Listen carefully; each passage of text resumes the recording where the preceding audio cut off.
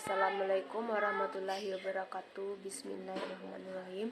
Alhamdulillahillazi hadana lihaza wa ma kunna linahtadiya laula an hadanallah. Marilah kita panjatkan puji berserta syukur atas kehadiran Allah Subhanahu wa taala, dan tak lupa pula kita kirimkan salawat beserta salam kepada junjungan Nabi besar kita Muhammad SAW. Baiklah, kami di sini dari kelompok F akan mempresentasikan materi dari kelompok kami yang berjudul Muhammadiyah sebagai Gerakan Pendidikan. Table of Contents atau daftar isi. Yang pertama, pendahuluan yang akan saya bacakan sendiri. Yang kedua, faktor yang melatar belakangi gerakan Muhammadiyah di bidang pendidikan. Yang ketiga, cita-cita pendidikan Muhammadiyah yang akan dibacakan oleh Sofi. Yang keempat, bentuk-bentuk dan model pendidikan Muhammadiyah. Yang kelima, pemikiran dan praksis pendidikan Muhammadiyah yang akan dibacakan oleh Zaki. Yang keenam, tantangan dan revitalisasi pendidikan Muhammadiyah yang akan dibacakan oleh Al-Suhardin.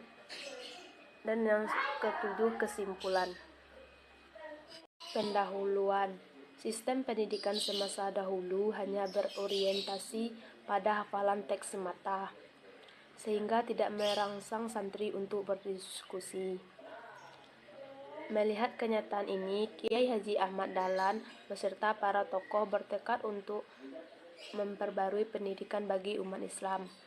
Pembaruan yang dimaksud meliputi dua segi, yaitu segi cita-cita dan segi teknik.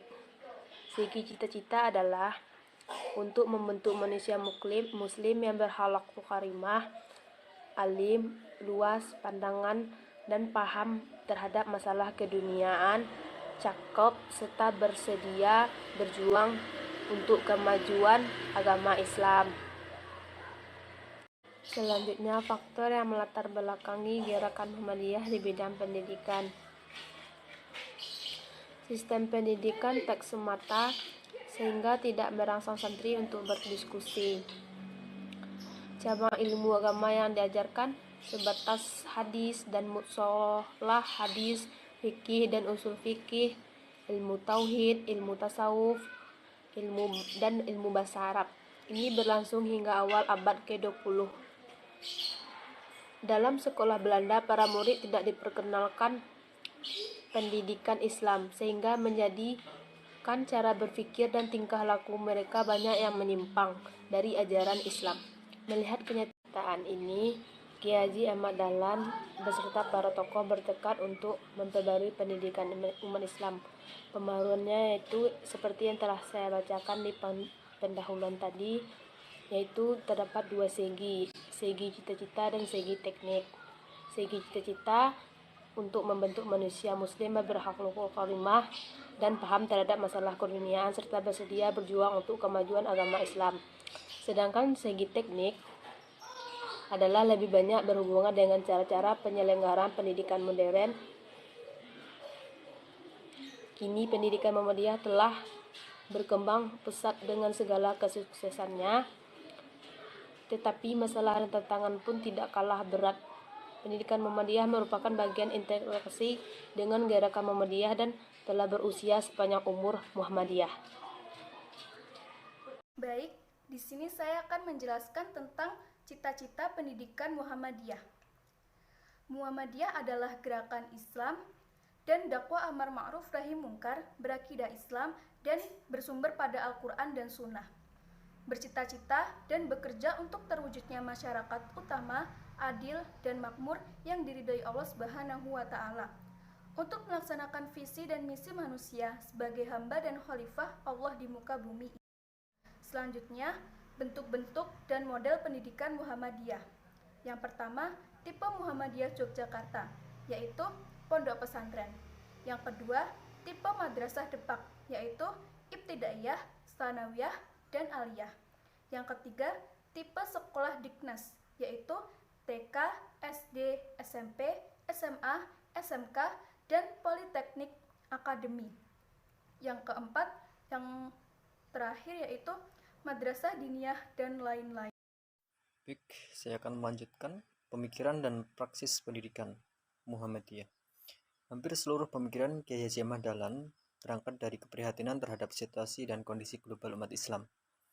Waktu itu yang tenggelam dalam kejenuhan atau stagnasi, kebodohan serta keterbelakangan. Kondisi ini semakin diperparah dengan politik kolonial Belanda yang sangat merugikan bangsa Indonesia. Menurut Kiai Haji Ahmad Dahlan, upaya strategis untuk menyelamatkan umat Islam dari pola pemikiran yang statis menuju pemikiran yang dinamis adalah melalui pendidikan. Kiai Haji Ahmad Dahlan merasa tidak puas dengan sistem dan praktik pendidikan yang ada di Indonesia saat itu. Dibuktikan dengan pandangannya mengenai tujuan pendidikan adalah untuk menciptakan manusia yang baik budi, luas pandangan, dan bersedia berjuang untuk kemajuan masyarakat. Baik, selanjutnya pendidikan integralistik. Dalam konteks pencarian pendidikan integralistik yang mampu memproduksi ulama intelek profesional, gagasan Abdul Mukti Ali menarik disimak menurutnya.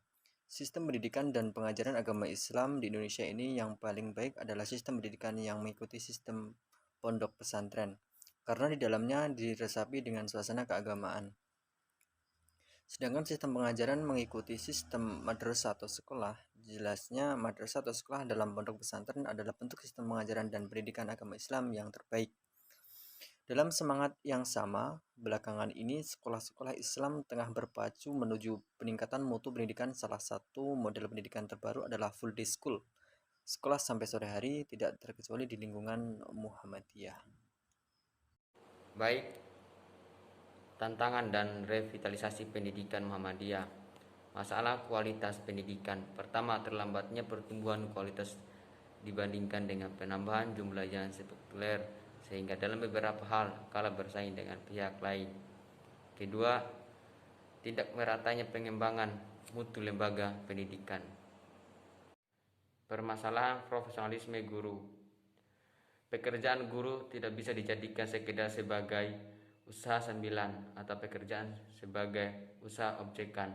Namun kenyataannya di lapangan menunjukkan adanya guru terlebih-lebih guru honor yang tidak berasal dari pendidikan guru dan mereka memasuki pekerjaan sebagai guru tanpa melalui sistem seleksi profesi.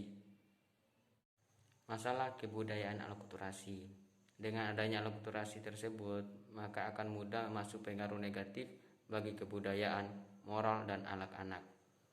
Oleh karena itu, hal ini merupakan tantangan bagi pendidikan Islam untuk memfilter budaya-budaya yang negatif yang diakibatkan oleh pengaruh budaya-budaya barat.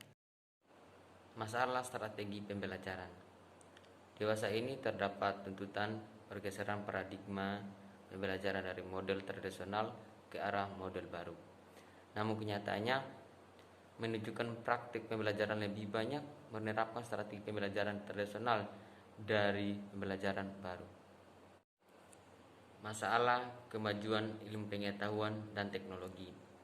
Tantangan era globalisasi terhadap pendidikan agama Islam diantaranya krisis moral melalui tayangan acara-acara di media elektronik dan media massa lainnya yang menyuguhkan pergaulan bebas, seks bebas, konsumsi alkohol dan narkotika, perselingkuhan, pornografi, kekerasan liar, dan lain-lain.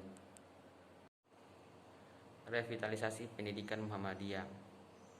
Pendidikan Muhammadiyah memiliki 4 fungsi, yaitu pertama sebagai sarana pendidikan dan pencerdasan, kedua pelayanan masyarakat, ketiga dakwah amar nahi mungkar, dan keempat lahan kaderisasi. AIE yang sudah berjalan pada lembaga Muhammadiyah harus divitalkan kembali fungsinya, sehingga 4 peran dan misi pendidikan Muhammadiyah dapat berjalan seperti yang diceritakan. Kesimpulan, Muhammadiyah sebagai organisasi Islam sejak awal berdirinya memiliki komitmen yang teguh dalam mencerdaskan kehidupan bangsa melalui jalur pendidikan. Hingga saat ini lembaga pendidikan yang dimiliki Muhammadiyah terus berkembang dan terus bertambah baik secara kuantitas maupun kualitas. Kalau di sisi lain, tidak dapat dipungkiri ada lembaga pendidikan Muhammadiyah yang mengalami keterpurukan, bahkan ada yang tutup. Hal ini merupakan dinamika lembaga pendidikan yang dimiliki oleh Muhammadiyah.